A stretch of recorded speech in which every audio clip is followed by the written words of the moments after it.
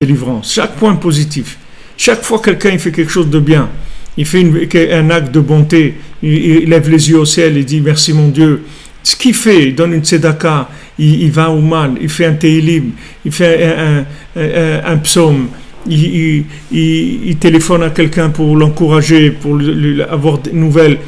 Chaque mot de Torah qu'il étudie, chaque chose qu'il fait qui est bien, ça fait avancer l'ensemble de la délivrance totale. Et selon son travail, plus il aura travaillé, plus il aura la part à la délivrance totale, bien qu'il ne voie pas maintenant l'effet immédiat de ce qu'il est en train de faire. C'est uniquement ça le problème. C'est que en fait, on n'arrive pas à voir le résultat de ce qu'on est en train de faire. C'est ça notre problème. On est en train de faire des choses extraordinaires. On est en train de faire des choses qui dépassent l'entendement humain. C'est-à-dire, de nos jours, comme il a dit le Harizal, Rabbi Chaim Vital, de nos jours, à son époque à lui, maintenant ne parlons pas, c'est 100 000 fois plus. Il lui a dit avec quelques petites actions, tu peux devenir comme Rabbi Akiva. C'est intéressant d'ailleurs qu'il a pris l'exemple de Rabbi Akiva dans lequel on est, parce que Rabbi Akiva, c'est justement l'exemple même de cet équilibre-là entre le travail et la compréhension, c'est-à-dire de pas faire dépendre le service d'Hachem de notre logique. Comme Rabbeinu dit, celui qu'on a employé pour remplir un tonneau d'eau, et le tonneau il était troué. Alors il remplissait et l'eau elle partait. Alors il s'est arrêté.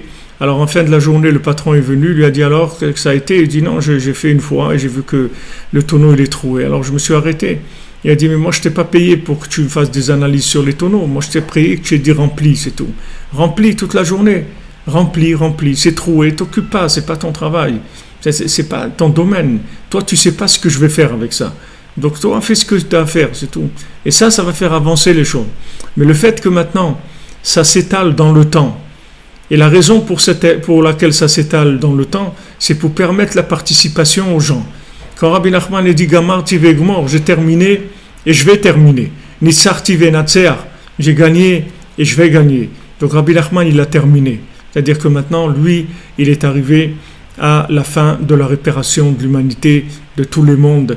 Tout est réglé, tout a été terminé.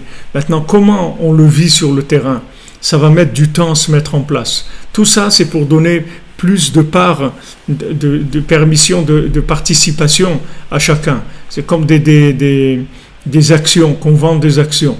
C'est-à-dire, maintenant, quelqu'un, il est actionnaire dans je sais pas, Airbus ou Airbus. Maintenant, lui, il n'est pas propriétaire de Airbus. Est-ce qu'il est propriétaire de Airbus? Et puis, il peut faire un chèque de Airbus. Non, il peut pas. C'est pas à lui Airbus. Mais s'il n'y avait pas lui et l'autre, ben ça n'existerait pas Airbus. Donc, tu voyez bien que cette société, elle existe grâce aux ses actionnaires. Pourquoi ils ont fait des actionnaires? Parce qu'ils ont besoin de l'argent des gens. S'ils avaient l'argent, ils n'auraient pas besoin d'actionnaires. Donc maintenant, nous, qu'est-ce qu'on doit faire? C'est acheter un maximum d'actions dans le processus de la délivrance finale. Maintenant, Rabbeinu, il nous donne les actions à faire, les actions à acheter.